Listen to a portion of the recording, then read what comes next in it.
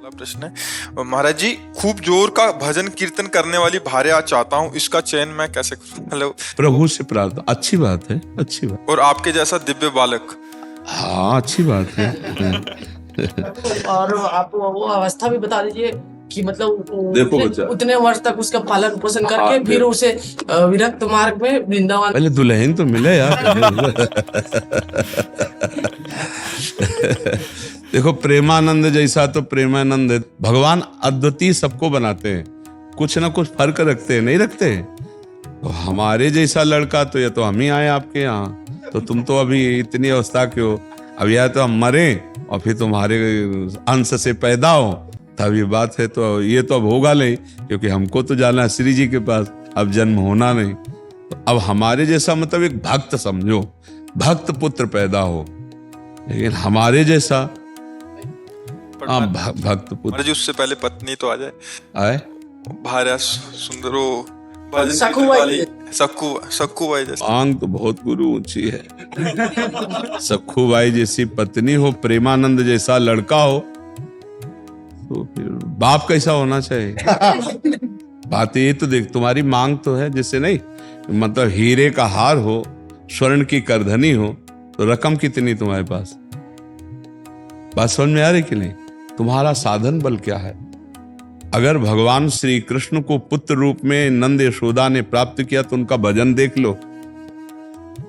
अगर मनोयोग के अनुसार पत्नी प्राप्त की करदम जी ने, तो 10,000 वर्ष तक तपस्या की और भगवान प्रसन्न हुए, तब उनसे मांगा तो देहूती रूप पत्नी, और भगवान कपिल देव जी पुत्र रूप में प्रकट हुए। तो बढ़िया मांग है तुम्हारी। अब जैसे कह दे कि हमको अमुक चीज चाहिए, तो हमें लगता है उसके लिए हमारे पास रकम होनी चाहिए, ऐसे हमारे पास तपस्या होनी चाहिए।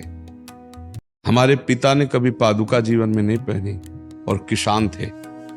गुरु की पादुका झोली पे, गीता जी, रामायण, गंगाजल, ये साथ 10 बजे 11 बजे तक बैल की तरह मेहनत करते, हल जोतते नंगे पैर, और फिर स्नान करके गुरु की पादुका का चरणामृत पीते, गीता और रामायण का पाठ करते, और खड़े होकर आसपास देखते कोई संत महात्मा दिखाई दे जाए, तब फिर जो भोजन आया रूखा सूखा उसे पाते, और हर समय नाम जप करते हुए, और कभी बनियाइन कुर्ता नहीं पहना, एक नीचे अचला एक ऊपर अचला मार्किन का, भीषण सर्दी में कभी स्वेटर कभी बनियाइन कर।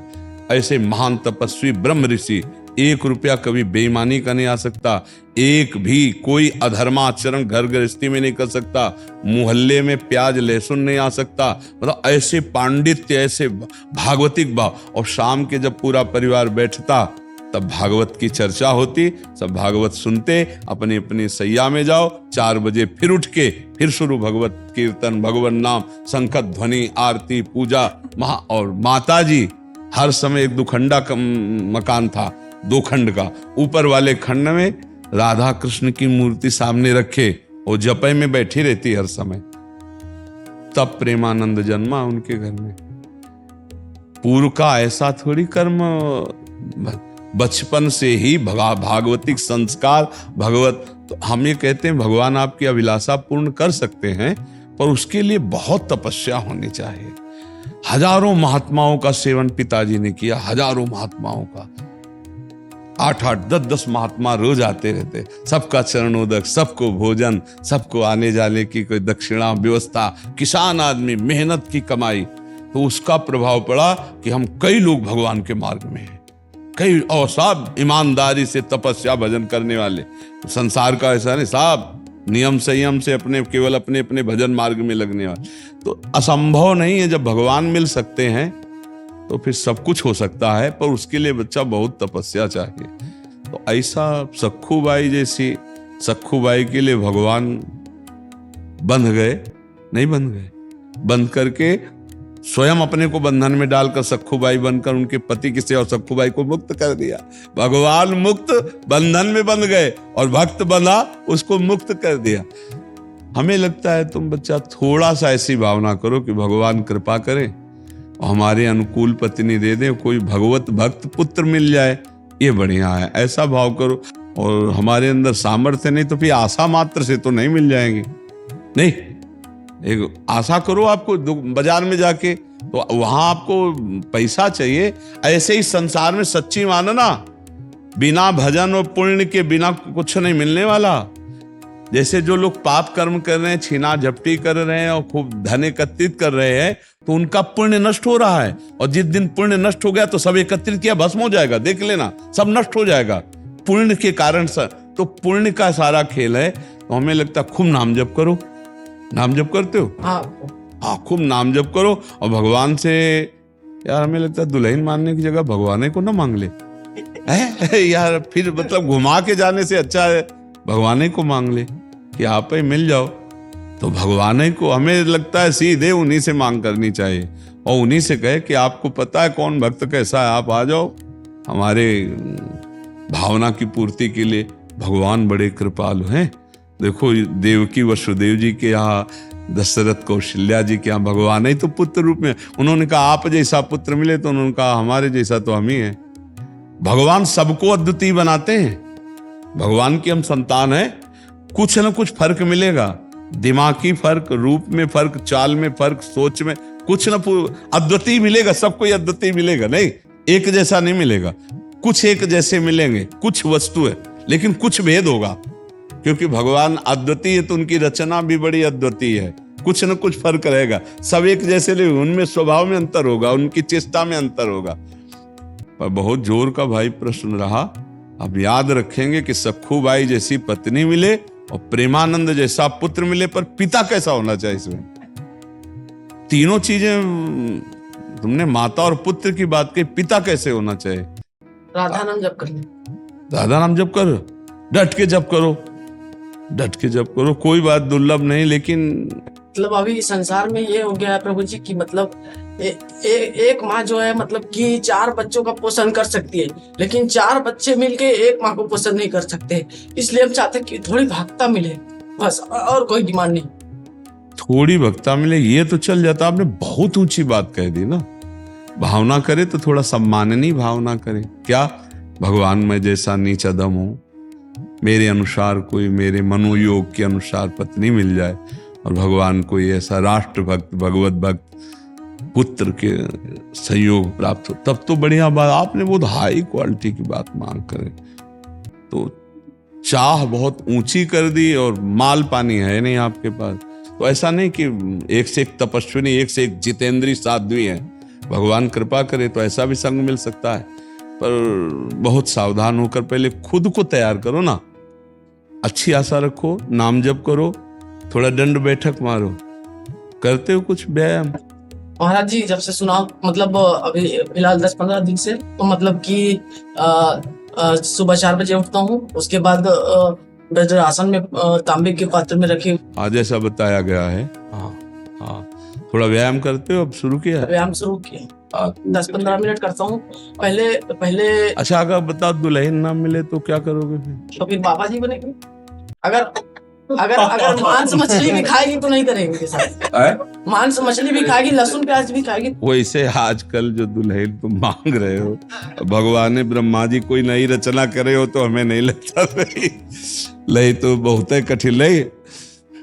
आजकल के भगवान कृपा करे, आजकल की बच्चियां बहुत और बच्चे भी बहुत ऐसे रजोगुणी, तुम्हारे जैसे सात्विक बच्चे तो बहुत कम मिलते हैं ना।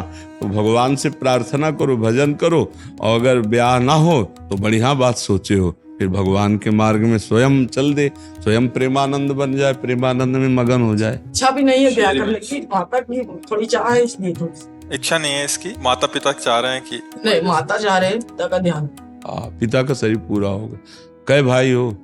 तो बड़ा कौन है? बड़े हैं, उनका ब्याह हो गया है? हाँ तो ठीक है, तुम आप इंतजार करो, सखू बाई जैसी कोई देवी मिले, और ना मिले तो फिर भजन के मार्ग में निकल पड़ना। पर अच्छा लगा यार तुमसे बात करके। तुम सात्विक पुरुष हो, थोड़ा सा भी निर्णय करने में क्षमता कमजोर है, लेकिन आप ब्रह्मचर्य से आए, आज से पक्का बिल्कुल ठीक से रहो ना। और अगर ब्याह हो, स्वतः ब्रह्मचर्य होता है, हम कभी अपनी चेष्टा से नहीं करते। हाँ ठीक है। आप क्या होता है बच्चा, जब प्रारंभ में हम स्वयं चेष्टा से नष्ट करते हैं, उसका अभ्यास बन जाता है। वो फिर स्वाभाविक नष्ट होने। अगर प्रारंभ से ब्रह्मचर्य, जब तक गृहस्थी में जाए तब तक तो जब गृहस्थी में जाएगा तो इसके द्वारा संतान भी बहुत बलिष्ठ और विवेकवान पैदा होगा। ब्रह्मचर्य बहुत अमोघ शक्ति है। ये समझो कि अगर आप 2 वर्ष ब्रह्मचर्य रहो, नाम जप करो और फिर संतान की भावना और संतान उत्पत्ति करने की क्रिया के पहले भगवान को प्रणाम, समस्त देवताओं को प्रणाम और शास्त्रीय पद्धति, अमुक तिथि, अमुक समय, अमुक ऐसा, और फिर संयोग किया जाए तो वो जो पुत्र हो, 2 वर्ष मात्र ब्रह्मचर्य।